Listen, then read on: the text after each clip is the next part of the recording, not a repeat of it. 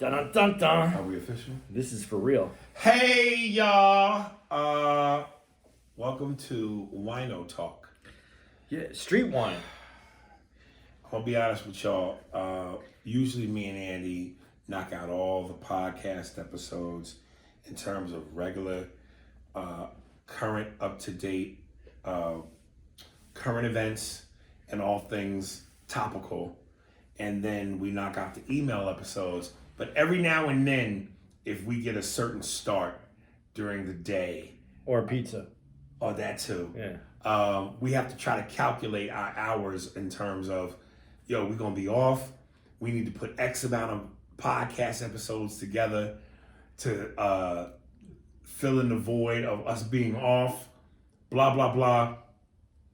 And sometimes we don't get to do it all in one session. So we go after we do our show, and this is really only the second time this has ever been done. No, we did it once before, way early in the podcast, where we Really? went on a Sunday. We went to the bar and did it Okay. at the club. But So, either way, but not very often. we got to fill in Yeah. the most necessary episode before we call it a night. All that being said, here's the scenario. So I'm apologizing early. What's the scenario? I've had a couple of shots of tequila and my normal Tito's vodka and sugar-free Red Bull. Andy had his wonderful drink of, what is it called? An old fashioned. An old fashioned. I thought it was something with leather shepherds. And the bartender looked at me like I was fucking crazy. That being said, on a scale of 1 to 10, 10 being fucked up, I'm not a 10, but I'm definitely past 5. Yeah, you're at a soft 7. Soft 7. So we're gonna muscle through this email episode. Hopefully, I don't want to use the word drunkenness, but my white girl foolery hopefully won't catch up to me where I'm woo and showing my tits. Okay, so here we go. I wish I was more of a soft, like I had a soft 7. Really? Like a soft 7 would be good. Okay, so where are you right now? No, I'm only like a 3. Okay, I'm not caught up. That's to a it. cool place to be. Yeah. And here's what I like, is the fact that you were willing to guard yourself, because we were sitting at the bar talking with 2 fellow ex-New Yorkers. And what was your name of your drink again? Old fashioned. Old fashioned. The guy goes, Andy, you want another one? And you went, nah, I do, but nah. Nah. So you were looking out for the podcast. Yes, well, I knew one of us had to be. I had to be. First of You all, had to be the sober driver. I can fuck this shit up sober. I also can't remember shit who names. I can't even speak straight right now, but I can't remember a lot. Something of tells me you're gonna be better right now. I can't remember a lot of people's names sober. So All right. hopefully this loosened up my brain. So a little long story short, I probably had about 4 shots of Patron, and then my Tito's. But I really think I'm okay. We'll know, because when I read these emails, it might be $10 everything. So that being said, Yeah, that's, so we should probably call this the what'd you say? I don't know, but Fucked up emails. fucked up emails. Okay. Holy night, silent night. Everybody's gonna be listening to this. It's gonna be, oh, you know what? This is like this is our first episode. That people hear. All is calm. First email episode after the New Year's. All is bright. This is 2021 email. Yes. And now the chorus. Holy, oh, Steve. That ain't the drunkest of them. All right, coming out of that in 3, 2, 1. Hey, before we jump into the emails, we got to remind Yes. everybody. Spearsburg Pod is where you can go find us and get all the information on our social media. And I just And it fucking is dropped Twitter, everything. Facebook, Instagram, Patreon is all under Spearsburg Pod. Yes. And we had a new email address too that we're phasing in. I thought it was still under Spears. Wasn't it still everything under Spearsburg? I thought we were doing SpearsburgPod.com. Okay, it might But be. we might not be. Stick with what you got so far. This is going to be a very loose episode. Yeah, nigga, I'm looking at the time going, we 5 minutes in. Let's just survive. All right, so here we go. Now we into this. We did have good shows in here. We should give a shout out to West Palm Improv. Yeah, they were very attentive. Great crowds. Very nice. They listened. I had to cuss 2 groups of people out. A young group of something 18 to 20-year-olds. On my behalf, you did too. On your behalf. Yeah. And another table of drunk insubordinates. Which I never even heard these guys because they were in the back row yelling out. Shut them down, nigga. In the back, if you're in the back row and you're yelling out, you got to be loud to ruin the show. Or you got to have a nigga that's willing to scare the shit out of your white ass. Because when them young kids started yelling, I said, shut the fuck up. Show etiquette. I never even heard them because they were so far back in the room. Well, thanks to me, nigga. Yeah, well, I appreciate that. All right. First one from one of our regulars, Sergio Sosa. All right. He said, subject, why men get upset if their women gives head to another man. Yo, Aries and Andy. The reason men get upset about the head thing is how head is viewed by both men and women. It's a power control thing. Both people giving and receiving think they are control. You were supposed to say in, brother. But okay, we'll forgive you because you were regular, but $10 you, nigga. The man feels powerful having a woman bow down and suck at his dick. On the other hand, women think that her head skills are making the man look retarded. I've never had head on a level that makes me look retarded, but I get what you're going for. But overall, men know that if their women gives head and or sex, that the other man got her mind. That's worst. And then he spells it worst instead of worse. Well, I like my worst on bread, right? Is that what worst comes on? Absolutely, Yeah. yeah. And usually crushes us. But when we step out, we do just for the sex. Take care. I'll send you guys some more emails on different topics. Day 1, Sergio Sosa. That wasn't a whole. That was $5. A lot of money. That wasn't that. It wasn't that big mistake. Might have been half. What do you think about that? Again, dude, it depends on what you like. Again, I personally am not a fan of over-the-top head. I like enough to get me started. And I said this before, I think when a man enters a woman's body, it's more personal because it's a deep connection. But you can look at the glass half full, half empty in terms of that. I get what you're saying, but it just depends on what affects you more. I don't necessarily agree with that because I think that I still think head is still fooling around like. No, let me rephrase this. I don't want my girl to go suck up somebody else's dick. What I'm saying is that if I met a girl who sucked a bunch of dicks but didn't fuck a lot of guys, that would bother me less than a girl who didn't suck any dick and fucked every guy.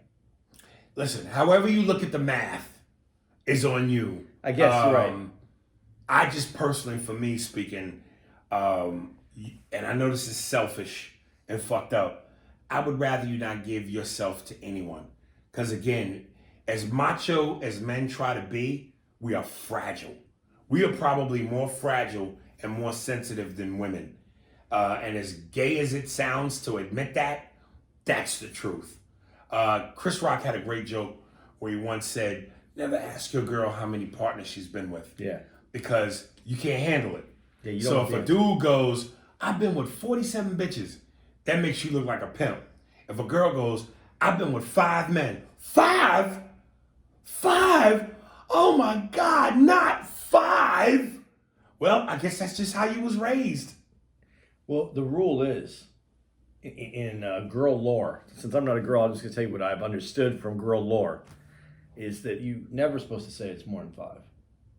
You're not, listen, no man can handle the truth in terms of more than him. We want to all believe in a naive way that you're virgins, nobody's ever fucked you, nobody's ever plowed through your uterus, and nobody's ever given you the biggest, girthiest, longest, thickest dick but us. And even though we know that's a lie, and you obviously before you met him, you had a history, you had a life, whatever happened before you shouldn't matter. Nigga, it was before you. She had a life. But again, if we're being honest, egotistical, men can't handle that. Well, because we want women to make good decisions. Not only that, we want to feel like King Dingaling. No, that is it. But I'm saying, we want you. I'm saying that because we want you to believe that we're the ones, and that you only wanted to sleep with us because you make good decisions. Right. Yeah. So there that is. Yeah. Did you?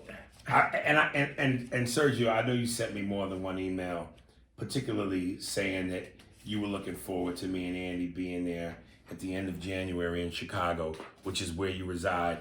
And I told you because of COVID, that date is being changed. Yeah. So it's unfortunate because I really love Chicago.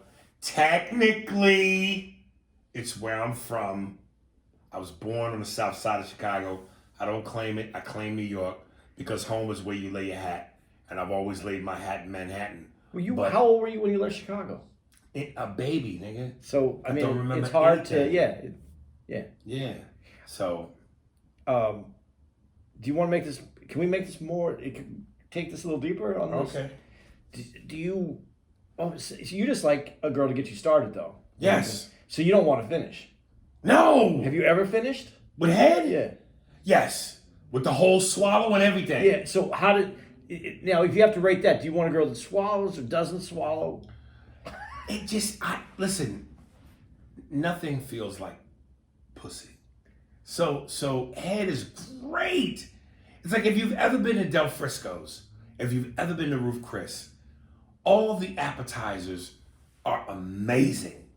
But there's nothing like that steak that comes out sizzling off the plate with the smell of grease and butter. Okay. I'm a main meal nigga. But being that you use Ruth Chris as the example, Right. Like if you're gonna blow me and we're gonna finish, Right. I'll take you to the Ruth Chris thing that you just did. I don't want to feed you and then you go. If we're gonna finish. Yes. Don't finish what you started. Yeah. Don't take it out. Don't. But again, if you're a head guy, and head is the end all be all for you, some dudes go, I'm all head, fuck sex, which I'll never agree with or understand. But again, it's the appetizer. It's what makes your toes curl. It's what makes you stretch your calf muscles, you arch. But dude, nothing's better than the main meal. Okay, I'm gonna say this. Sometimes, if your girl just wants to blow you and take care of you, and you don't do anything, you don't have to. We put effort in when we're fucking. Right. And it's just for you. She gave that to you. That's a gift, dude. That's a gift. Okay, fair enough. But that's what I'm saying. This is a hard topic because to each his own. Yeah. My boy Ivan, he's a head fanatic. I've just never been a head fanatic. It's great. Visually, it looks great. It feels stupendous. But there's nothing like coming in that box. Dude, I honestly, this is the thing that I don't know what age it disappeared. But I wish our dicks, and maybe some dudes have that forever dick that lasts forever. But when I was younger, I could get a blowjob and still fuck after the blowjob. That was the greatest. After you've come? Yeah. Fuck you. That was the greatest. You a round two nigga. And still come again the second time. Yeah, I'm a Mike Tyson first hitter quitter.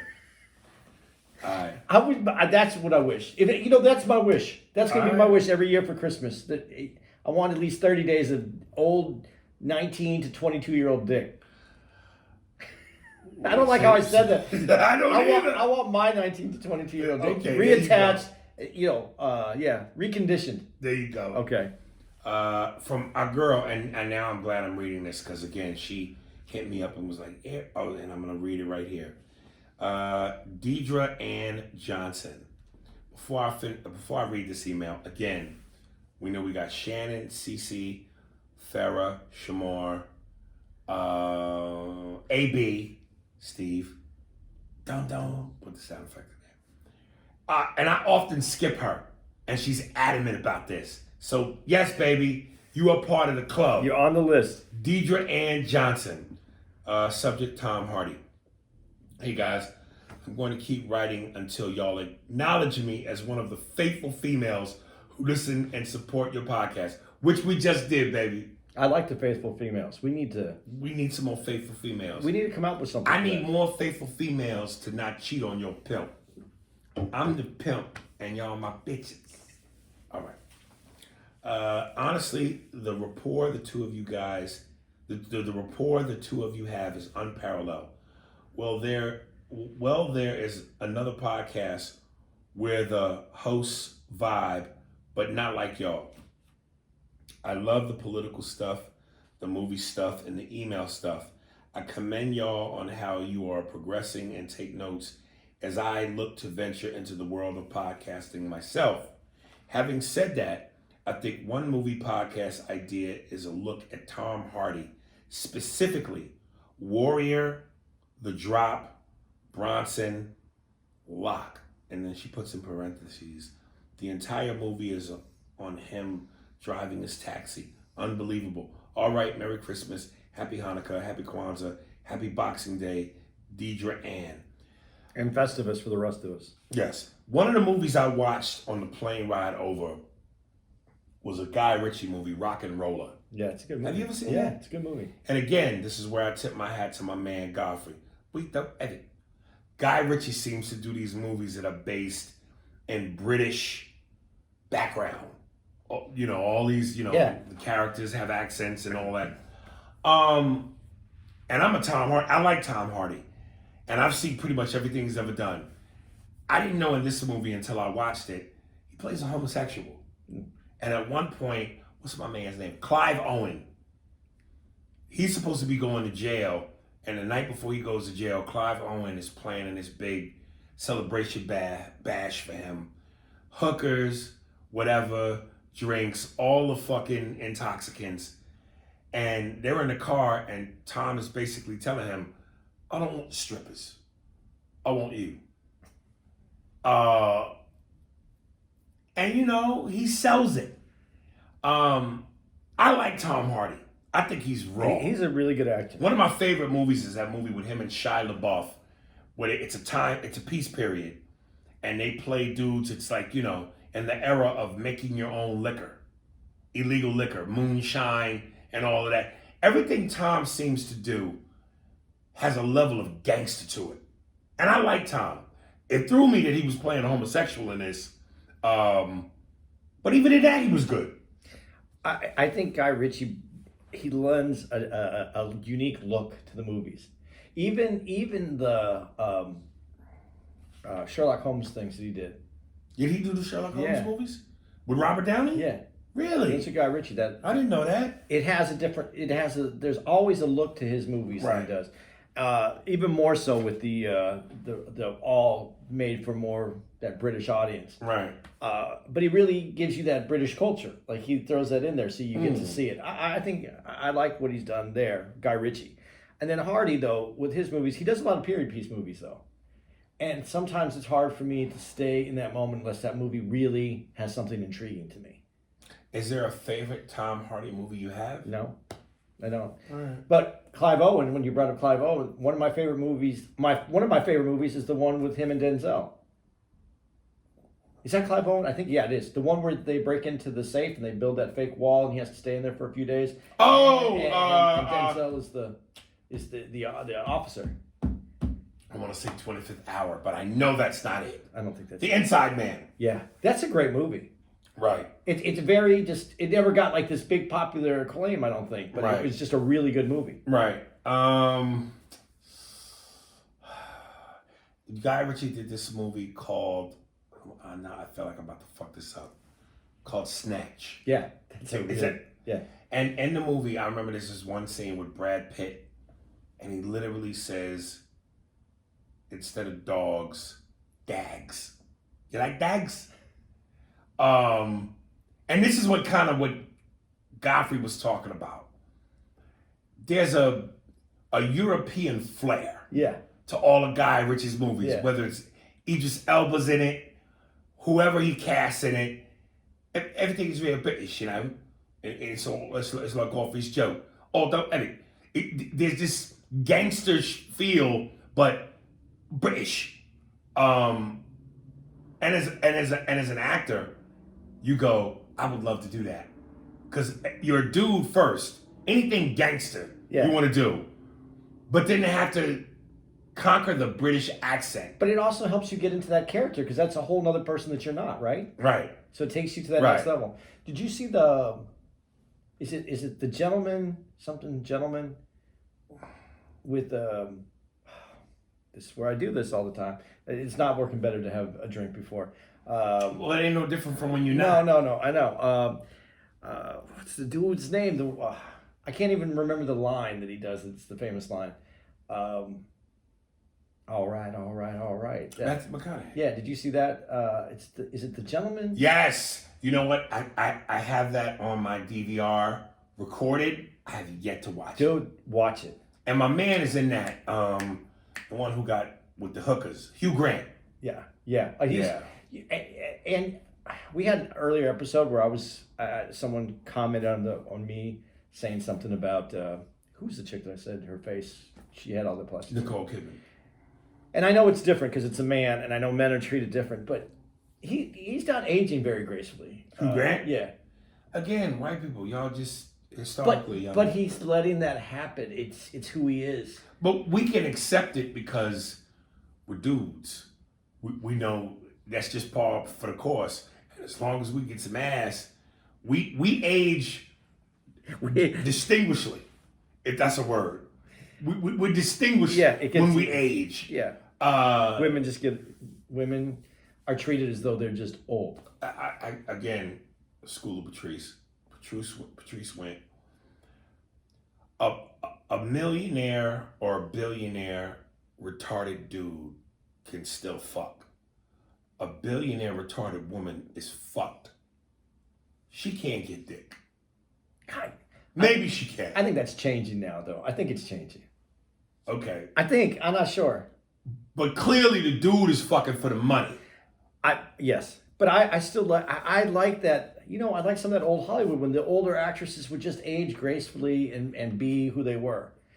I think we're this Botox and your face not moving. Times have changed. I'm Brett Butler. Yeah. Back in my day when we did the pictures, the women aged gracefully and they still were usable. There weren't that many pussies around. So we had to take what we had. But now there's a smorgasbord of vagina. So once you pass 40, bitch, your time is up. Brett Butler, yeah? Signing off. See, I'm not trying to make it sound shitty towards women. I really just. But that's the game. It is that, but I really like when women age gracefully. I think it looks attractive. I'd rather see. But all the women who have aged, whatever you want to call it, gracefully, how many of them are working now? I don't know. Other than and again, Julia Roberts is one of the Al Pacino or De Niro's of women. Meryl Streep, same thing. Other than Meryl Streep, Julianne Moore. She's aged throughout her movies. Okay, she works somewhat consistently. Sandra Bullock. Yeah. Julia Roberts, Meryl Streep. That's 4. But some of the hot ones from back in the day, Michelle Pfeiffer. But Melanie Michelle Pfeiffer's like 70 years old now. Meg Ryan, all of them done. Meg Ryan, she got plastic surgery again. I'm telling you, stay in the game. But I'm telling what I guess I'm trying to say is I'd rather you see your age and watch you grow as a human, accept it, than have surgery and you look weird. I'd rather see you age than look weird. Like I said, plastic surgery for women is what steroids are to men in athletics. You try to stay in the game, baby. If you don't notice it, I guess it's fine. But it just see too many people trying to try. I mean, you want to remove some lines, a little neck or whatever. I can understand that, but you can't keep. There's only so much you can pull it back.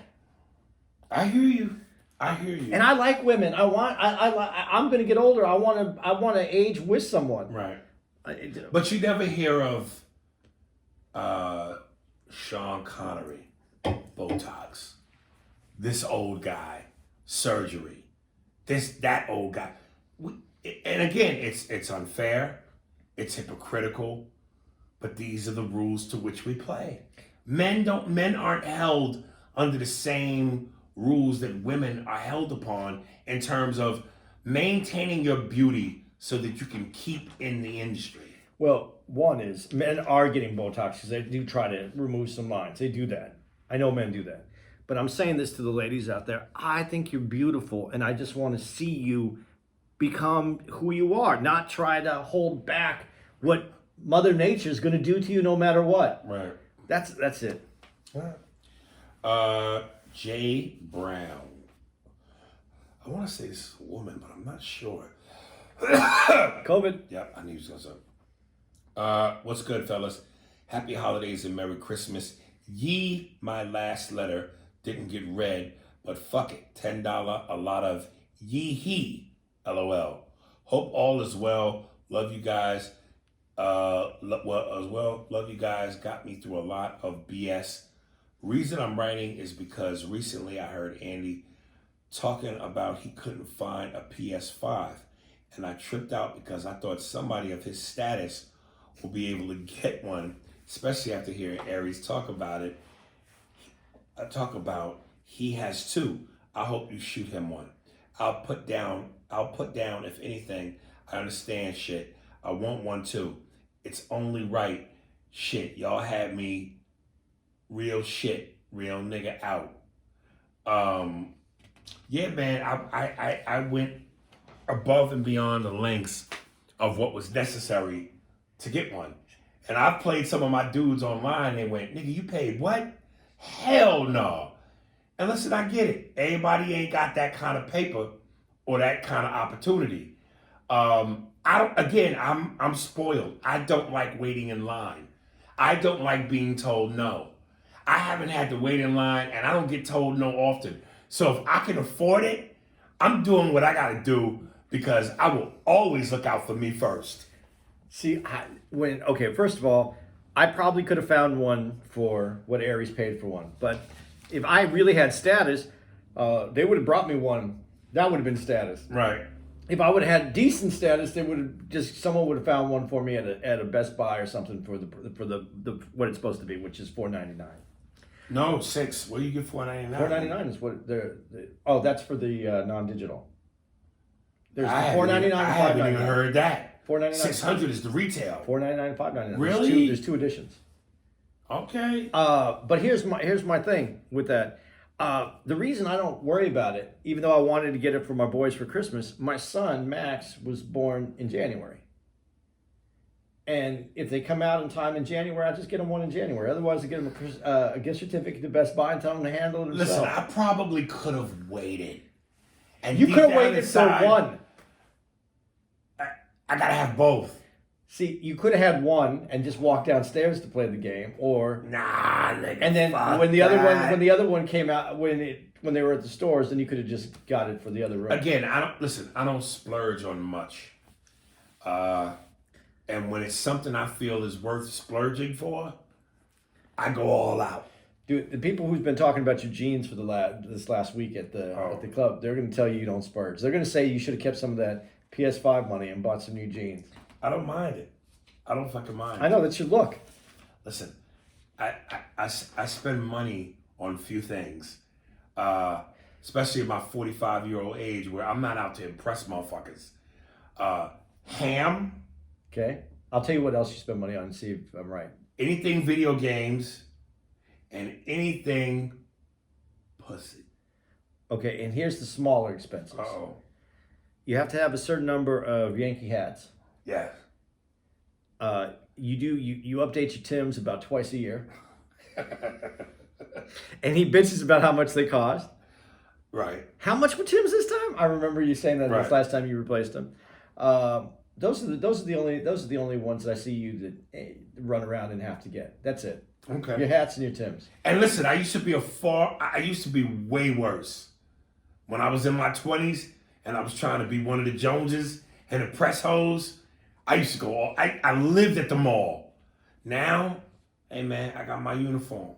When I travel, my flip-flops, my sweats, my shirt, my hat, my stage wear. The shirt, the hat, the jeans, and the Tim boots. Yeah. All right. That's fair. I think you're being honest when you say you don't. I really don't. That's why when I do splurge, I don't have a problem because I know I'm not over the top with it. Dude, I don't know if any of you guys, Boar's Head makes a honey ham It's really good. with the black rim around it. I won't eat it, but I know it's good. Oh my God, that ham is so fucking sweet. Ham, maybe a little capicola, pussy, and video games. And I'm good, baby. I'm good. Dude, if you're spending money for pussy, you should get one that at least does a little shopping for you. You should find one of those girls that you can get that just handles your shopping, maybe makes you a meal that day that she comes over. She fucks you, tucks you in, and everything's done. I'm looking for the right Asian. I'm looking for somebody who's willing to be my partner. All right.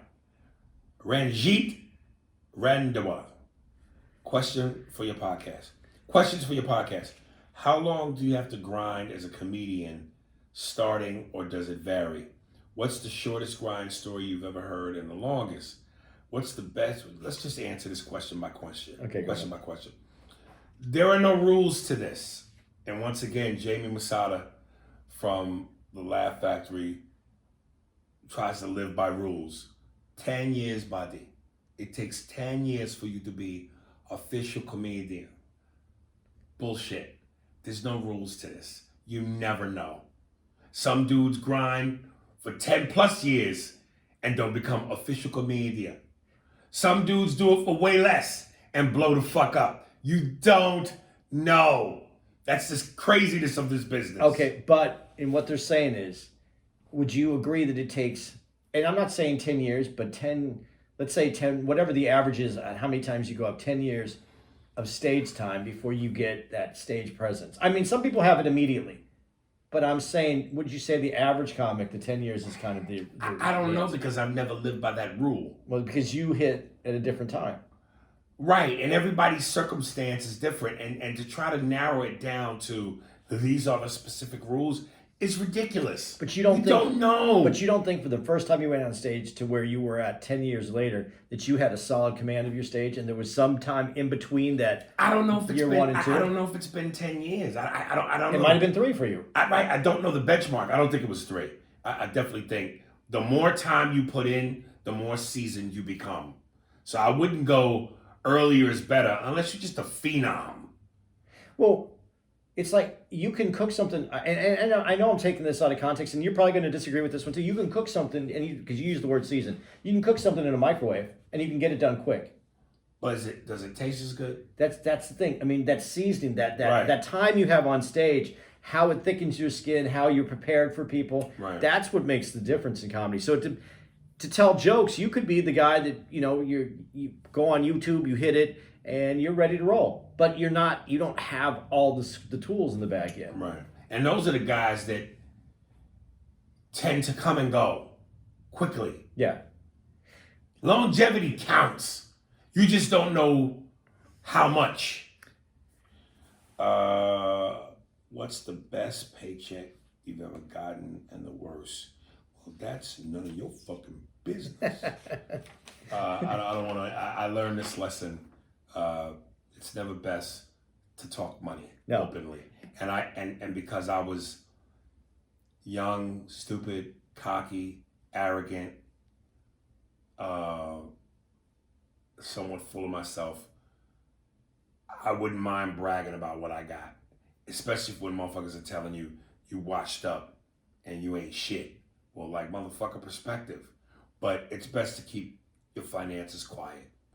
But there was one thing in that I think you could answer. Did you ever not get paid? Did you ever have a gig? Yes. So that's the worst paycheck. Yes, the one not getting one. Yeah. That's where Bruce said on a tour bus one time, hey man, get paid. Fuck the dumb shit. Fuck what they tell you. Before you touch that stage, get paid. And when I understood the value of that, I don't care what you call me. I don't care what my perception is. We can argue and fight. You got to pay me, nigga. You Yeah. got to pay me. Funny story. when they did the roast of Flavor Flav, and I think Cat Williams told this story, and he was like, "Nigga, you ain't embarrassed at the fact that niggas dog you and make fun of you and say the things they do about you?" And he said, Flavor Flav goes, "Man, I don't give a fuck what they say about me. They got to pay me, boy." so it's like, dude, get paid. Moral of the story. How does groupie game work? It defines itself, nigga. When you hot or when you make motherfuckers laugh, hoes wanna fuck you. I remember when Patrice died, and Opie and Anthony had Chris Rock on, and they did a big kind of a memory session of Patrice, and Chris Rock said, "Just because you're popular doesn't mean you're healthy. When you're popular, you get all the pussy you want. It doesn't mean you're healthy." So it's like, yeah, groupie game is nice. It's always nice to get laid, but your health is number one. Dude, listen, I haven't done any of that. I've had my girl. I've been faithful, but I'm going to tell you, there's nothing more intoxicating though when that girl looks at you. Oh, nigga. That look where you are the greatest. Oh, nigga. And when I was with you in, it was somewhere in California, and this girl, it was like 4 girls, and one of them, they're talking to you, and the one girl comes over to me, and she goes, "I love you," and I go, "Thank you, that's nice," and she goes, "No, man, you don't get it. I really love you." I was which is code for we're fucking. I was like, oh, that just, it feels. There's nothing that feels like that. I've always said being a famous dude is the equivalent to being a woman that's pretty with big tits. Our fame is a woman's big tits. Everybody wants to talk to you. When you kill a show and you're the guy, it falls in your lap. Listen, It's beautiful. I have no fame. I can't imagine it with fame, because even without it, I'm like, there's moments where you go, wow. Like it just, Right. it takes, it takes you away, because you can't believe that you're doing something you love and someone else loves you for what you just did, and it's Right. not a normal feeling. Listen, was John Belushi Chevy Chase? Did he have a cleft chin? Was he tall? Was he slender? Some of these guys in comedy, Ryan Reynolds, I'm sure gets a lot of pussy. But please believe Chris Farley got just as much. Because, dude, I'm telling you, women are weird that way. When you're funny, it's a natural aphrodisiac. Now, I'm not naive. Again, you put fame on that. You put money on that. You put success on that. It heightens it. And Farley actually had cocaine too. And that too. But, dude, when you can tickle a woman's tummy, nigga, it matters. Now, if you Ryan Reynolds, well, then you just a goddamn man. Hate Ryan Reynolds. I know. Oh, she's Ryan Reynolds. I'd like to hear from both you and Andy as well, which you just did. You got to be on the Boondocks. It's Bill Cosby, Arnold the Terminator, Snoop Dogg, Jay-Z. That new show needs new blood. Also a suggestion, have in your YouTube info from what time to what time certain topics are discussed. Example, intro, thoughts on great movies, scenes, 20, and he gives time codes. I'm not sure what you mean with the time codes or what you mean. I think some people can find, like, if they were skimming through it, they could say, "Oh yeah, I want to hear about this movie." It's amazing. The Jews always are able to maintain the numbers. I had no fucking idea what he was talking about. And between the wine and the other shit I've drank, my brain will explode trying to figure that out. But even through the intoxicants, nigga, you maintained your focus. Yeah, well, but see, what's important, I don't know. I think it's a healthy suggestion if we were really doing a video podcast, or video cast, but we're not doing that. That is just an uncut, raw version of what we do, so people can see what it. One of the reasons we don't do it is because if you watch it, we're in a hotel room. We're on my iPhone. This is as raw as it's going to get. I mean, honestly, if we had to do this early, Aries would be in his sweatpants, and I would be in my sweatpants. We wouldn't. It's this podcast, from the inception, was to just be two guys on the road talking about shit. That's it. So, yeah, I understand your point. That would be nice, but it would be more work than what I think we're going to put into it. God, these fucking He's dropping his shit Slipping all off the my time. fucking knee, throwing my fucking rhythm off. All right. Oh shit. Here we go. Dude, are you sure I'm the older one? I'm telling you, nigga. All right. I'm spry for 55. At times. Matthew Riggins. Mookie. Merry Christmas, nigga. Yo, bro, I had to cop them slippers you posted on your IG, but I ain't get the Jordans. I got the Yeezys. I got enough actual Jordans, niggas. I hope they're as comfortable as you said they were. Peace, bro. Mookie. Yeah, dude, I want more. And I'm finding out as I get older, I care less about important shit. Shit that means nothing, shit that's cheap, means more to me. Give me socks. Give me drawers. Give me slippers that are big and furry. That means more to me. I can buy my own video games. I can buy anything else I want. That shit means something to me. Them fucking slippers, let me tell you something. I got a ritual. When I'm home, take a hot shower. I've pretty much already called Andy. I get the Tito's. I put a little bit of the fucking Sprite. Whatever, sugar-free shit. I got my weed that I get from DC Collective.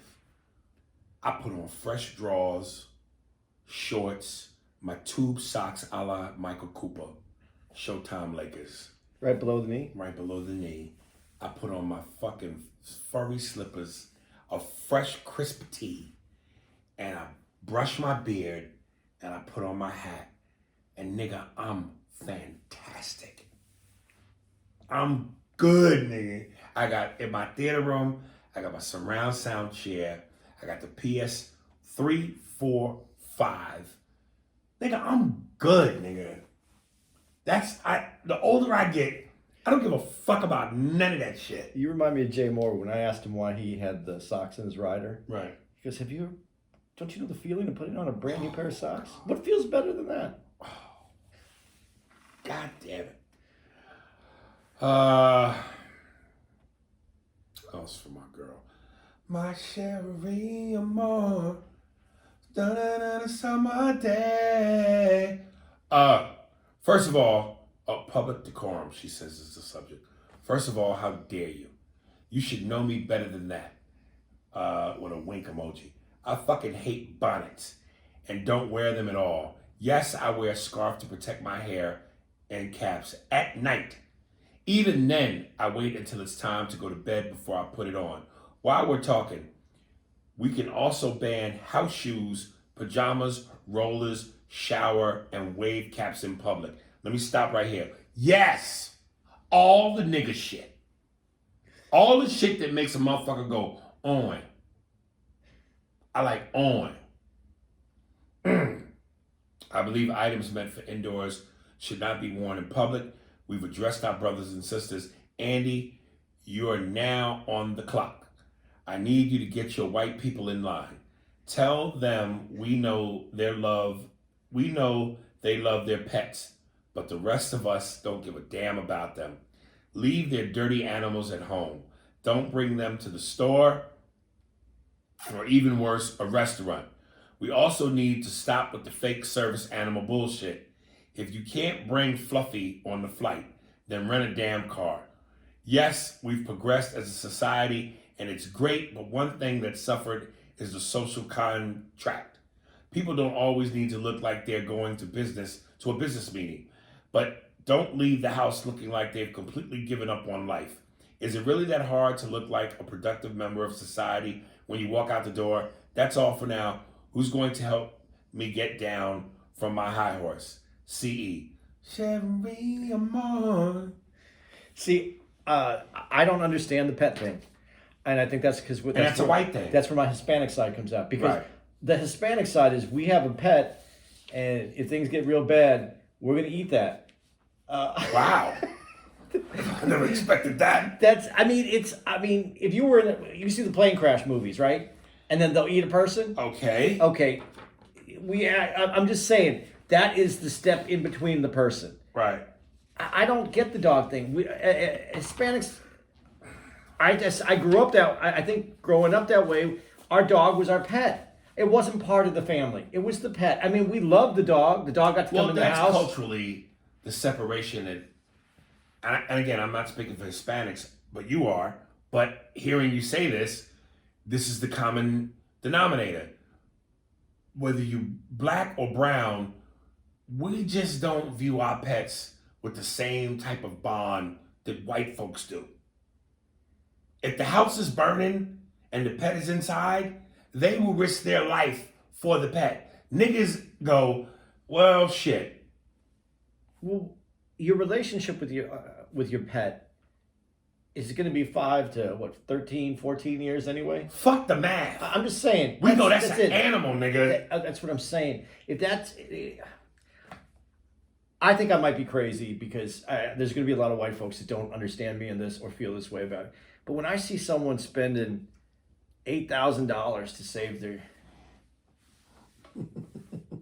dude, I understand that it's close to you and but honestly, right. There's a lot of people, a lot of humans in this world that don't get $8,000 spent on them when they're sick. Right. So I have a hard time coming through with that. Right. As far as pets on the plane, I don't think pets should be allowed on the plane. If you need a service animal, then there should be a service section. Because you bring your dog on, and this happened recently. Someone brought their dog on the plane because she needed it, and they also had a cat. And I'm gonna tell you, this was not a white woman. What? Yeah, and they were bringing their pets. I bought my seat. If you really want to bring your pet and your pet's worth it to you, then buy a seat for your pet. Pets and kids belong in their own section. I'm not trying. I really didn't fly when I had my kids. I really didn't because I didn't want to make my kids someone else's responsibility. Thank you. When I would go to a restaurant, if my kids were good, we sat at the restaurant. The minute my kids started where I couldn't calm them down if they were crying or they were upset, I picked my kids up and I went outside the restaurant. But the difference is you have that as an option. You can pick your kids up and leave. But I'm saying on a plane, there's no option. So do most people, but they don't take that option when they're at the restaurant. They'll sit there and make me endure their child. Right. When I was a manager of one of the restaurants I was at, there was someone that was with their kid. It was during a happy hour, and the kid was screaming and kept screaming. And I finally went up there and I go, listen, I think I love you as a human being, but everybody came in here to have a good time at happy hour, and none of them brought their kids but you. Right. And there's a reason why this happened this way. And I would love to give you a gift certificate to come back, but I need you to come back because this is happy hour. Right. And I don't think they ever came back. I think they were mad at me. But there's some times when you got to know that people are here we're working together on this. And we want to help you with your kids. We want you to do well with your kids. We just don't necessarily need to make it our responsibility. But see, this is why I say this is the lie that people tell. Because it's frowned upon to not like kids. It's frowned upon to not get all googly-eyed and, oh. When I think the reality is, there's nothing wrong with going, dude, if you're not my child, get the fuck away from me. I'm not googly-eyed. I'm not, oh, whoa. I'm not a fan of children. I'm not. I love kids. I love them when their parents have them. I love them when their parents are dealing with them. Right. I don't want to deal with you. I had my kids. I dealt with them. I didn't make them your responsibility. Right. Don't make your kids my responsibility. Now, if I was outside and I saw a kid that was about to get hurt or something, that's a whole different story. I'm not talking about... No. It's human behavior. Yes, I'm not talking about that. I'm talking about your kid screaming. You're at a restaurant. Pick your kid up. Take him outside the restaurant. Don't bring your dog to the restaurant because I didn't bring my dog. You know, everybody says, oh, but you know, your dog, you know what, I got to take my dog here. I got to take you know where a great place for your dog is? Your backyard. And if you don't have a backyard, maybe you were mean to your animal for getting the pet. I never understood people who brought kids to movies. Like, how fucking selfish and rude. We're watching a movie and I gotta hear your toddler cry, especially if it's a movie that's not meant for toddlers. Because you want to be selfish and see this movie. And bring your... Get the fuck out of here. But this is the conversation. I'm surprised we're actually having this right now because people aren't going to enjoy this conversation. A lot of people are going to be upset about this because we should love but we don't. That's what I'm saying. It's frowned upon because the politically correct thing to do is go see a child and go, aw. But the honest answer is we don't. If we go to an adult space, we don't want your kid there. There you go. An adult space. Get the fuck out of here.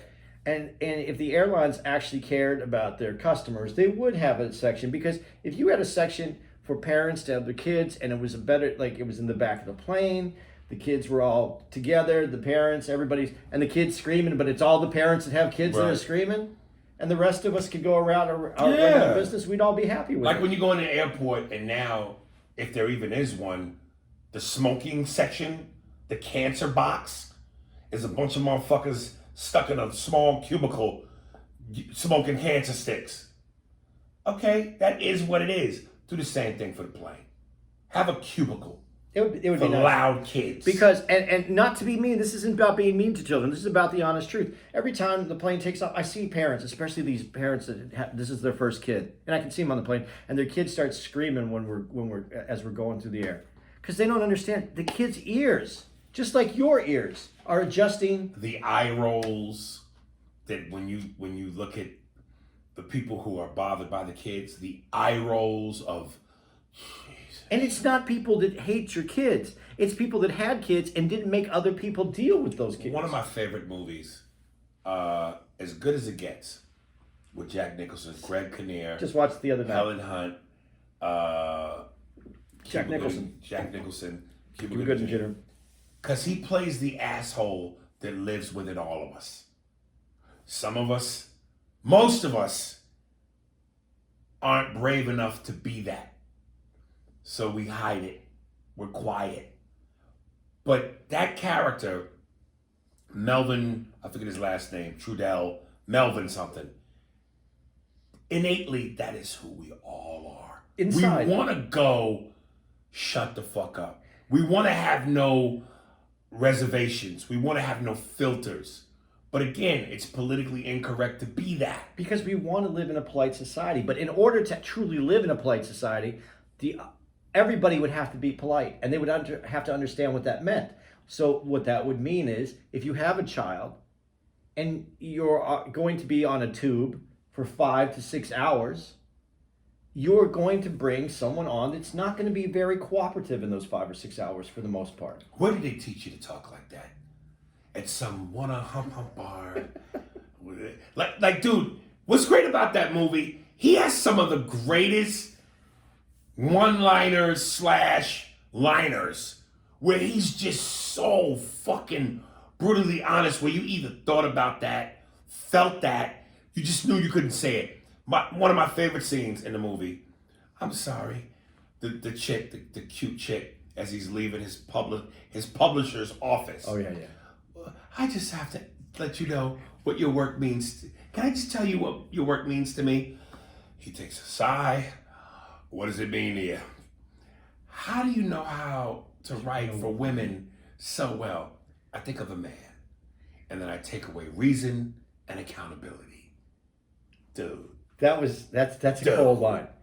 One of my lines that I like, just because it's a normal guy line, and most people most people don't even hear it because it's just such a way for a guy to think. Right. But that line, when he comes back, she's in the restaurant, and he had to go he wouldn't wear the used sports coat. So he goes to go get another sports coat, and then he just kind of giggles. She goes, "What are you laughing at?" She goes, "Well, I just think it's really weird, that I would have to, that they would let you in a house dress." Coat, right. And she's offended. So offended. But He wasn't raw. I mean, he wasn't raw. Anybody could come in any dress and they would be allowed in, but he has to have a suit coat. But here's the sweet, the way he cleaned it up. Tried to clean it up. No, he cleaned it up. Okay, yeah. That was one of the coldest pimp lines ever. And she goes, say something to me nice, Melvin, or I'm going to get up and walk away. You have no idea what you said just hurt my feelings. And he goes, you could still give me the dirty looks, but do it sitting down. And he goes, I had to take these pills, and I used the word hate as though if there was another word stronger than hate, I would use it. But I hate to take these pills. And the other day, I took these pills. Yeah. And she goes, I don't understand how that's a compliment to me. You make me want to be a better man. Oh. That is a cold line too. Ooh, woo! Like, you could be the asshole of assholes. But if you're smart enough and you're quick enough, you can always rewrite your outcome. Well, but he was being honest in that moment. Yes! Yeah. The whole movie. Like, dude, even Greg Kinnear, who, again, playing a gay dude, was it over-the-top, stereotypical, flamboyant, it's a raining man, gay men, which we've seen. There was a subtlety to it. There was one particular moment where he says something to Jack, and the way he put his chin in the air and tossed and walked away, it was the perfect je ne sais quoi of gayness. But even those moments when he was down on his luck the most, and Jack would say, get your last hug here from Helen Hunt, because it's going to be a moment before you get a hug for a while. Even in some of his gay insults, you just went, again, honestly, we've all been that guy. We've all thought those thoughts. We've all felt those feelings. Gay guys have those same thoughts to other gay guys. It's not, we as dudes, that's how we think. Right. It's not inconceivable for... That movie is so honest. It is. Minus the political correctness. And that's why I love it. Again, one of my favorite scenes. He goes to Helen Hunt. I have Jews at my table. He goes, you guys don't want to hurry up and finish up? I didn't know that your appetites were longer than your beaks. Oh, come on, dude. Oh, that's one of the great ones. I think we got time for one more. Yeah. A girl. I love that scene though. There's Jews at my table. And he put the emphasis on the Jews. There's Jews at my table. Come on, your appetites aren't longer than your beaks. But when he said it, and he said it with such fervor, I still wasn't offended by the Jewish line. He was identifying them as, there's these Jews at but wait. The great scene, which is the equal to that, with Cuba Gooding, where he says something and Cuba gets pissed off and raises his voice, and Jack gets panicked and goes, hey! I'm gonna get this right. He goes, hey! Like he's yelling out because he's feeling like he's being threatened. He goes, and you're black! Like you're threatening me and you're black! They'll put you under the jail! Fucking love it. Love it. That movie, yeah, it didn't pull the punch. No. It just gave it to you. No. And I want to say the guy that produced that. It won an Academy Award too, didn't it? Absolutely it did. One of the producers of The Simpsons, James L. Brooks. Oh, was he the... James L. Brooks is the producer of that movie.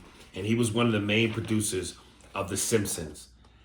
And it's one of those where you go, what else has James L. Brooks done since then? Which is not a lot. So is that either by, I'm so successful and I've made so much money, I don't have to, so I'm taking a break? Because why haven't we seen anything else? If you're that brilliant and you push out work that's that brilliant, why are we not seeing more from you? Like Cameron Crowe, Almost Famous, Yeah. and Jerry Maguire. Past that, I don't know what Cameron Crowe has done. So why have you pulled a Barry Sanders? Are you done because you want to be? I can't imagine it's because Hollywood is going, we ain't fucking with you. Nigga, you did Jerry Maguire. You did Almost Famous. Is Cameron Crowe still alive? I thought. Yes. Yes. Cameron Crowe. But he doesn't do anything. He doesn't do anything. So do you think it's a Hollywood situation? I don't know. That's a great mystery. But you know what's funny too, when you talk about Brooks, when you do cartoons, the reason you do cartoons is because you can say things in a cartoon that you can't Yes. say in real. Yes. Yeah. It's to give you that leeway to write it. Right. Because you can't do Homer Simpson as A real person. Yeah. Maybe. One of the most controversial episodes of Family Guy, they did a thing where they referenced John F. Kennedy being shot, and they recreated the scene where he gets shot in the head as a Pez dispenser. Oh yeah. So it was like pow, and his head blows clean off, but then comes back with another candy, and it was a whole shit moment. But again, it was a cartoon, so it seems like they could get away with that. Versus, how do you pull that off in real life? The only people that had pulled it off, I thought, did a great job. Seinfeld did it. To that degree? No, not to that degree, but it was and it wasn't really about Kennedy, even though it was about Kennedy. It was more about that movie that, who's the director? Am I way off by going the Zapruder films? Yeah, but no, it wasn't the Zapruder films, but it was based on part of that. It's the, jeez, here we go again. Who's the controversial director that did, I can't remember. Oliver Stone? Yeah, Oliver Stone. Thank you. Yes. Jesus. He did that Kennedy movie where he took all the outside things that were happening and the lawsuit that happened in... Right. Was it Texas? No, it wasn't Texas. When Kennedy got shot? It wasn't Texas. It was... it might have been Texas. It was where he got shot Yeah. in Dallas. Yeah, where there was another lawsuit and he used that basis of that lawsuit, the Zapruder films, and then some innuendo that was circling around about mob ties. And he made that movie.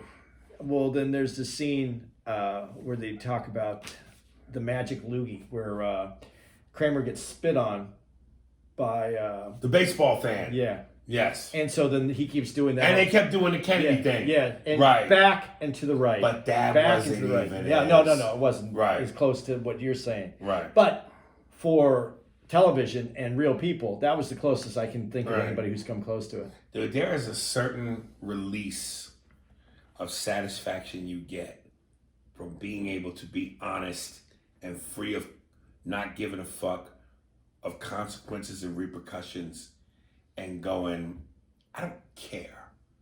Which is one of the reasons what I think made that movie Liar Liar so great with Jim Carrey. Because it's in the same vein, but that's comedy full throttle. Yeah. But just being able to go, I don't give a fuck. Liar Liar could be very interesting made with someone who wasn't as over the top as Jim Carrey. Right. It could be very interesting to see it in a darker way than Carrey gives it a silliness that allows a lot of things to happen, but a darker comedy. Let me tell you something. One of the greatest satisfactions I get, and this is probably to my own detriment, is when I'm on stage and no matter what the chaos is, what the noise is, the level of laughter, volume, whatever, you hear certain things amongst the chaos. Because when you do this long enough, you can drown out the and the yells and all that, and you listen for the moments. And when the audience is dying down, but you hear the one or two pockets of people go, "This nigga's crazy." Yo, this motherfucker. Yo, you heard what he said? Oh my God. That to me is so ego driven because I'm going, yeah. I'm Melvin Udall. That's You're doing shit that again makes people go, we live in a time and an age where this is deemed unacceptable. And you're doing it and you're not giving a fuck, and they live vicariously through you because they're going, either I agree, I thought it myself, I felt it myself, I said it myself, but because of this moisture age we live in, you can't do it. And this nigga's doing it. But don't you think that's always been the situation where this is like you like to use the word moist? Yes, there is a pullback. People are trying to be careful because there's consequences right now. Because honestly, 1,000 people on social media can take you out of the game. Nigga, one motherfucker on social media Okay. can take you out of the game. So that being said, though, don't you think comedy's always been about everything that everyone's the best comedy? When you can find those little nuggets, everyone thought it, but no one ever wanted to say it in polite society. Yes. You say it, and it pops. By the way, that was the title of one of Pryor's records. By the way, Which was what? Which you just said. Everybody's saying to you in the audience. This nigga's crazy. Yeah. So I mean, the idea of that has been with comedy. Yes. From the beginning. But now everybody's so spooked out. Yes. At the fact that you can't do that. It weighs more when you get to do it because now you're not only crazy, you're suicidal. Yeah, man. I want to make sure I quote this right. One of the great lines in Fight Club. Brad Pitt says to Ed Norton, something I'm paraphrasing, something to the extent of, you're at your most free when you have nothing to lose. Yeah. When you don't give a shit and you got nothing to lose, you're at your most free. Yeah, well, they say too, the most dangerous animal is one that's cornered. Right. Because what's your other option? Right. If I have nothing to lose, you can't take away anything. It's just trying to marry that connection between, people go, you're free to say anything you want. But what you're not free for is you're free of the consequences and repercussions. Say whatever you want, but you have to deal with the consequences and the repercussions. When you can get to a point where, if it's even possible for you to say whatever you want to say, and say whatever you want to say, but benefit from it without the consequences and the repercussions. Which is the catch-22, which is the good luck. Yeah. But we're also, even as a comic, so we're never really free. No matter how good you are and how Patrice talks about it, how Dave is in it, but there's still a certain amount, and maybe you do at some point give it up, but not to be funny. To have that night where you felt there was less laughs than words, where you leave not feeling accomplished as a comedian. That's still the fear. Right. I mean, we all want to say, yeah, well, they didn't like us. That's too bad. I said what I needed to say. And it's funny. But again, somewhere in that space,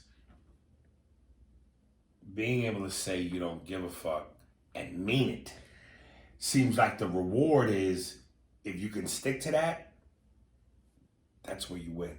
Yeah, but how many in comedy? That's what the prize is. In comedy, even going and thinking about it, how many people do you think really have ever entered that realm? Second to none, because it's a scary realm. And while we all want to beat our chest like King Kong and go, I'll do that, I could do that, you really can't.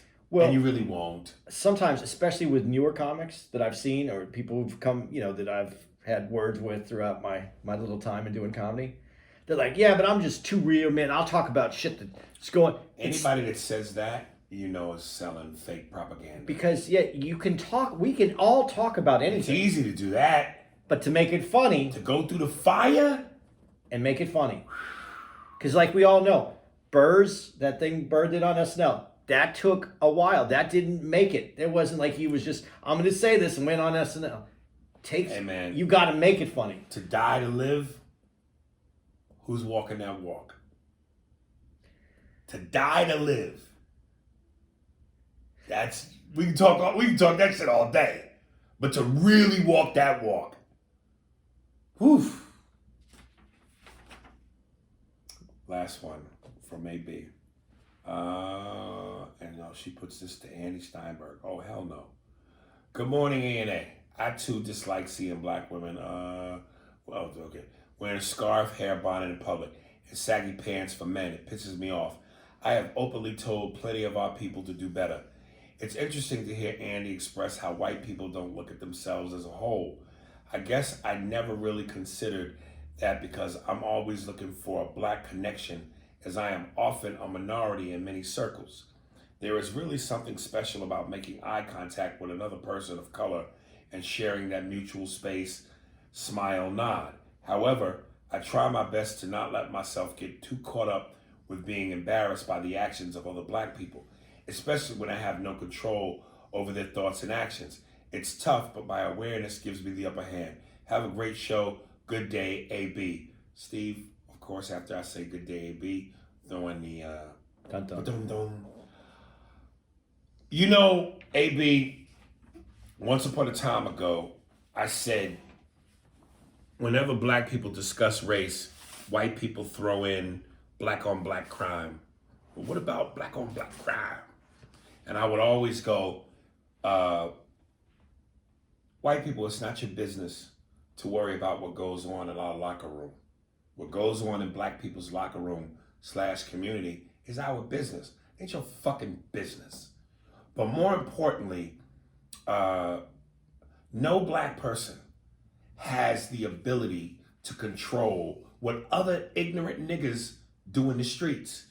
Is black on black crime an issue? And I hate, again, let me, not fuck black on black, because again, people kill based on where they live and geographically. But more importantly, fuck black, crime is crime. White people kill white people, Asians kill Asians, Latinos. That's just a scapegoat to go, let's take the emphasis off of what's going on in terms of cops killing niggas and put it on black crime so that we don't have to deal with that reality. And again, I always say, dude, I have no control over what ignorant niggas do in the street. If ignorant niggas want to kill other niggas, I have no control over that. So why are you putting that on me? I can only control what I do.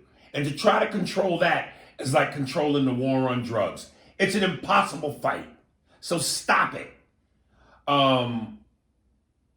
But yes, it bothers me when we do certain things culturally that, again, as Andy just taught me, not stigmatism, but stigma. It perpetuates a stigma. And if we can somehow eliminate that, I think that plays a big part in our culture, so that we can end the bullshit that we are this way, we are that way. So I'm all for that. So let's knock that off as far as trying to control what other black people do, because you just don't have it. You just will never have that kind of control. It's impossible. Some motherfuckers is raised a certain way, brought up a certain way, taught a certain way, which means they're gonna behave a certain way. That's not my responsibility. It's not. And it's crazy to think that you could take that on. Why would you? You can't. It's too many motherfuckers out there that's doing their own thing based off how they was raised and taught. I'm not taking on that responsibility. Man, I don't want to throw anybody under the bus on this one, but Rappaport has... Mike Rappaport. Yeah, has a lot of comments about... That kind of shit? Yeah. You haven't heard those? Well, I know Mike Rappaport comes off as one of the white guys who has a permanent pass to the cookout. I think that his pass is some of the stuff... Valid? No, some of the stuff that he said recently has got, at least in certain areas, his pass revoked. Really? Yeah, some people were not... That's news to me. No, some people weren't feeling... that charger? Yeah, some people weren't feeling any of the stuff that he was really saying. Yeah.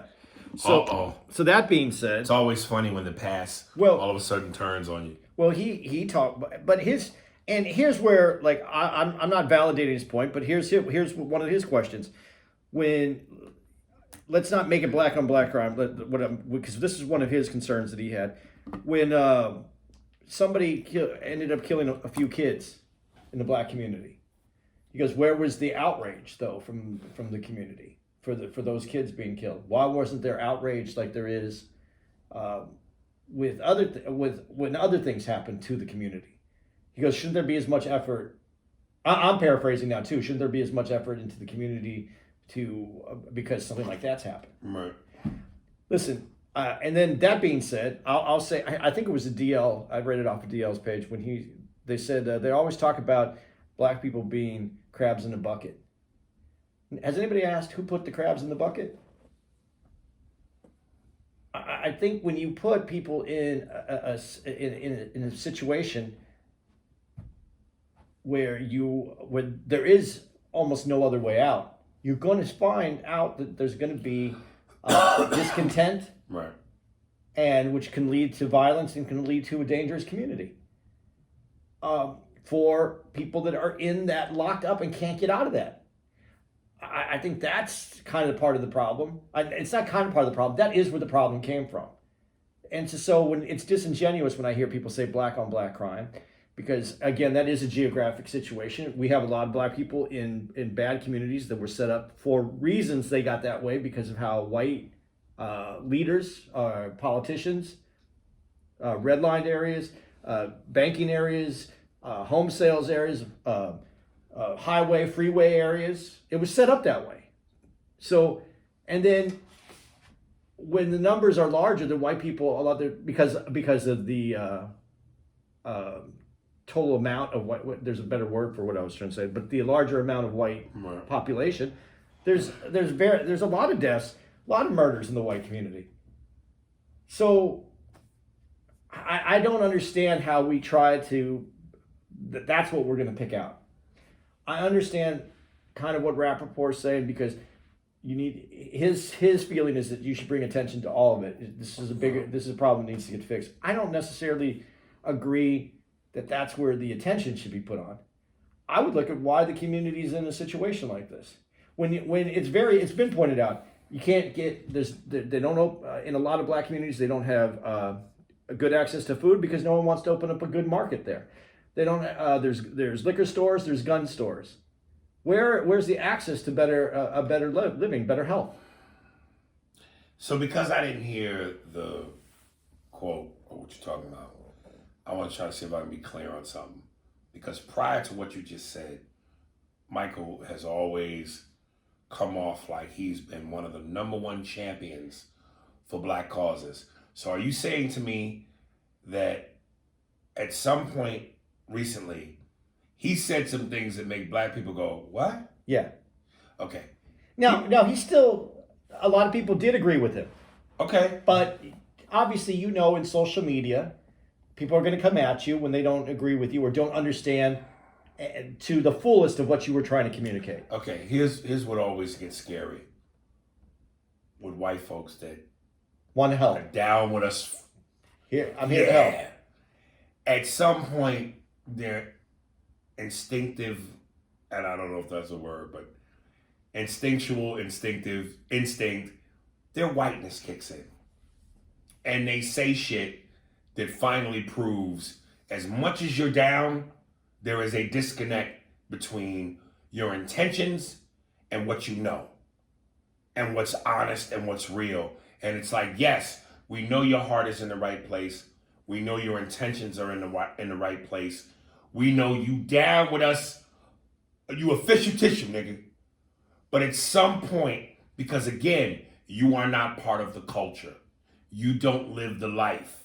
You don't possibly know what we know because we live this. We're in this skin. You will eventually say some shit and do some shit to make us go, you see, you don't get it all the way. Wouldn't it be like as down as you are with us and have been with us and ride with us and we're grateful for it, at some point your whiteness comes through where you make a mistake, even if it's not intentional or with malice in your heart, but you finally say something that makes us go, see?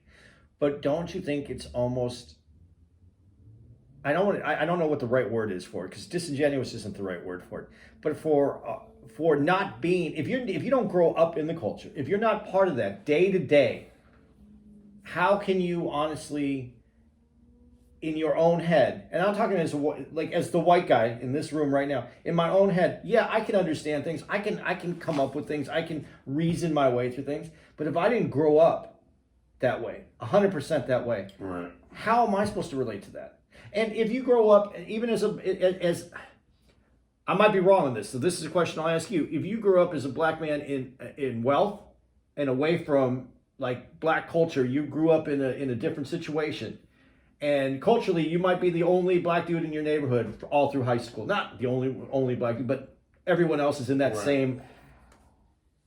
Do you still relate to that community? Could you speak to that community the same way? I mean, there is inherited things. I think it depends on how deep your roots are embedded in that. If at any point you've lost touch or your roots were never deeply embedded in that to begin with, then yeah, at some point you'll be just as disconnected as anybody else. But if inherently you've always been ingrained within that culture, within that community, and you've never lost touch, then no.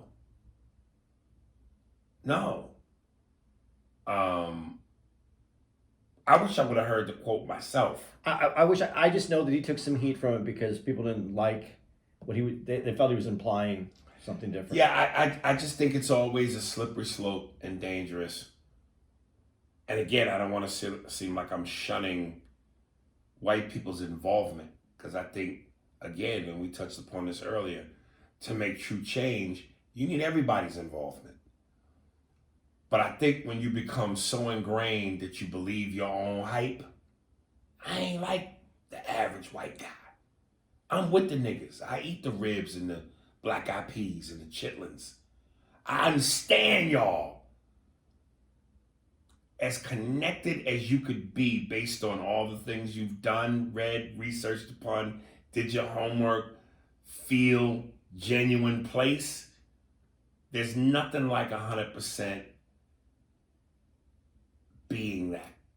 Genuine. You live it, you breathe it, you wake up with it, you go to bed with it, and you don't have a choice. So when you actually are living in the skin, you mean to tell me you're going to tell me better than me? And I live in the skin and you don't? I don't give a fuck how much you want, how much you try, how honest your intentions are, how noble.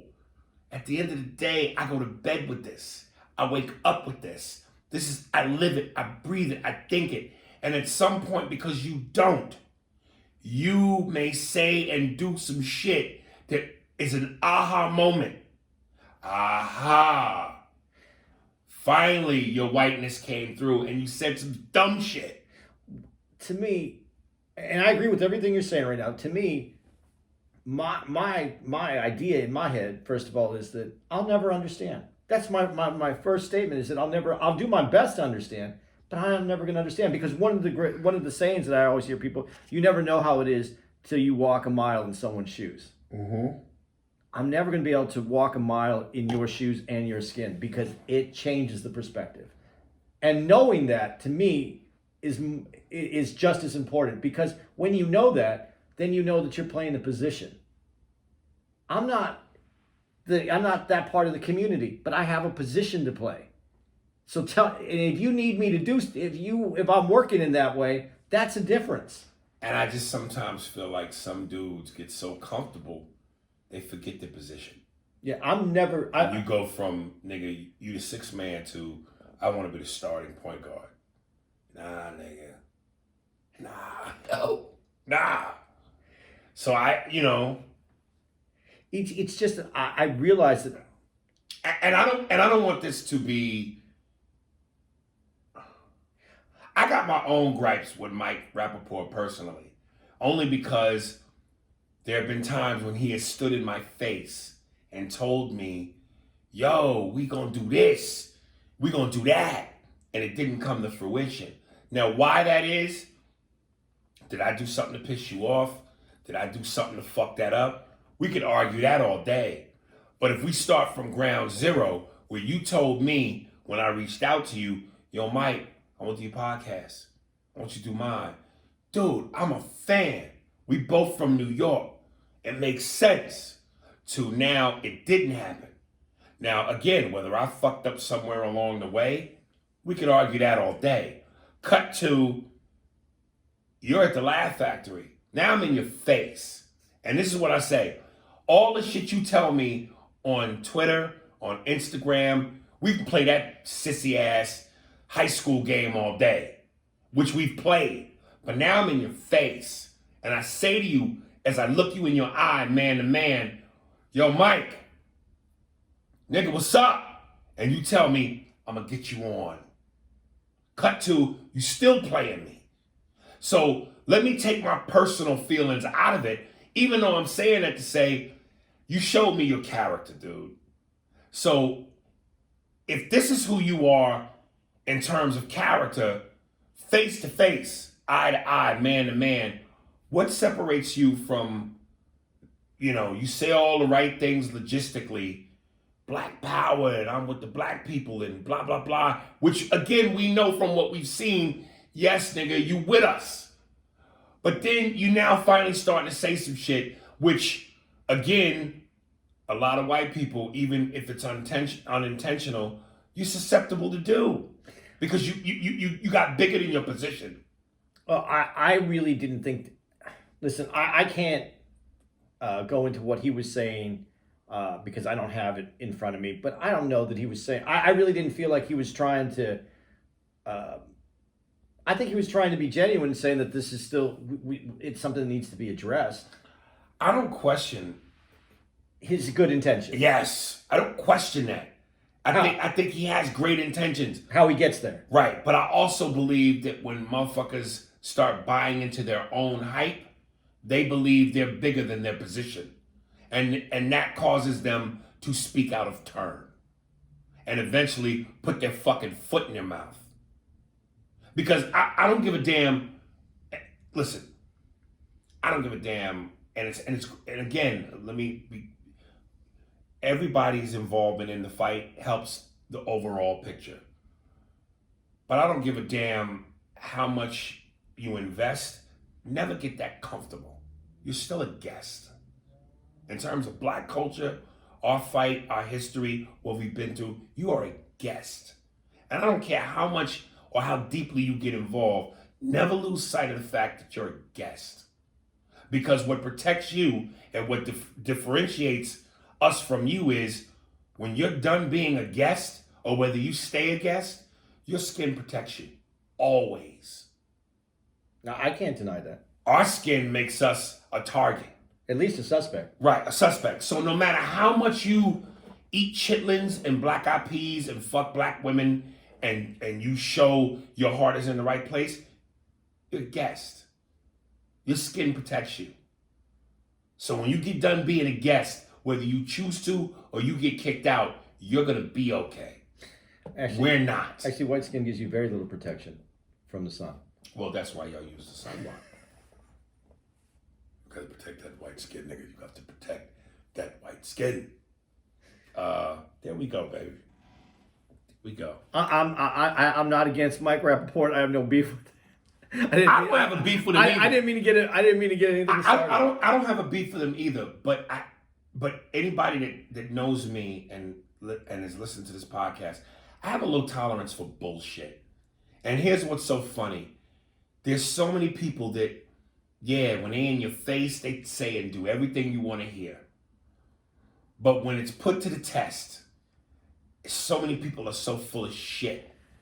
And I know that's one of the reasons why I'm not liked very much, because when it's put to the test, nigga, what are we doing? But I'm not going to let you have that 100% because you work you more so than me, because I just do stand up.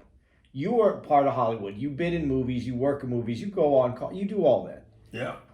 Listen, it's make believe, and Hollywood has scripts that have been green lighted that are still sitting on the shelves 10 years later because for whatever reason the actor that was going to play it isn't playing it. It's a very slow play. And you are aggressive. You want people to, if I say it, it's supposed to happen. And you have never let your East Coast mesh with the relaxed atmosphere of, oh man, like the dude way of looking at it'll happen. I'm not gonna try to force this shit. It'll happen. You don't. I'm not saying you're wrong. I'm just saying you've taken this attitude and put it in a. I could wait and have you string me along as long as while you're not stringing me along, you're not lying to me and giving you some connection, string conversation. Me along, I'll wait. I got all that, but don't lie to me along the way. And even that, I'm trying to figure out. All right, how do I play that better in terms of the game? But see, I don't think that a lot of people think look at it as the game. Listen, we're going to do this, and then, okay, it's not happening right now. So but you're the guy because of who you are and the way that you do things. And I think what you do is right. I'm not saying that it's wrong. That you expect someone to say, yeah, it's not happening right now. I'll let you know. Could be a week, could be a year. Right. But that's not happening. That's how you work. That's how you would work it. That's what you would say to someone, right? To an extent. But you don't get anything back, and then instead of answering a question, they avoid the questions out there. Right. And I think the avoidance of questions is what takes you to the edge, where you're like, I don't care if it's a no. Just give me the fucking no. Yes. Just tell me no. Don't string me along and make me think it's X, Y, and Z if it's really no. Just let's pull the Band-Aid off. One swipe. There we go. Whap! It's over. There we go. Yes. See, I just don't. I think people. And now I'm getting to the point where even if I sense it's a no, I don't even need you to tell me to no. I can feel it. I'm out. Okay. But I'm out. I think honestly, people are. Maybe I'm wrong for even saying this. I think some people are afraid to tell you. They're afraid just to say to you. What do they think I'm gonna do? I don't know, but you know what? People are very non-confrontational, and I think they're afraid you go. Well, you might be confrontational verbally, because that's what you do.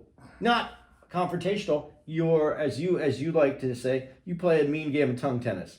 You can go back and forth with someone, and right. I think people are afraid of that. Plus, you have that reputation because some people I think have spoken out of turn that may have had situations with you because of whatever it was with work or with what you guys were doing, and then they go on a podcast or something and then they talk shit in a way where that's the character that they bring of you. But that's really that's the person you and they were because of your own differences, right. Not who you are. Right.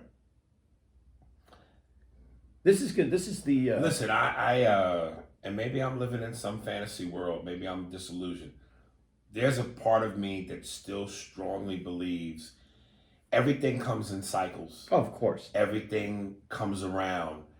And I know I jokingly said on probably last week's podcast, if I did another special, I would call it 100% heterosexual alpha male.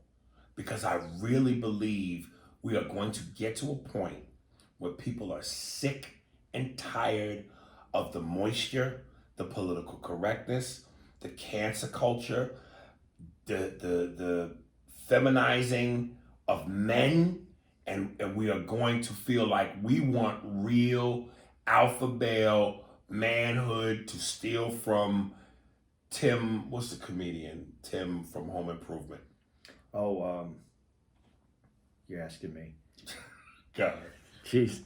You know his name. Yeah, Tool Time. Yeah. We're going to eventually want real manhood back. Machoism. And not for the sake of just being macho, just to go, dude. Tim Allen.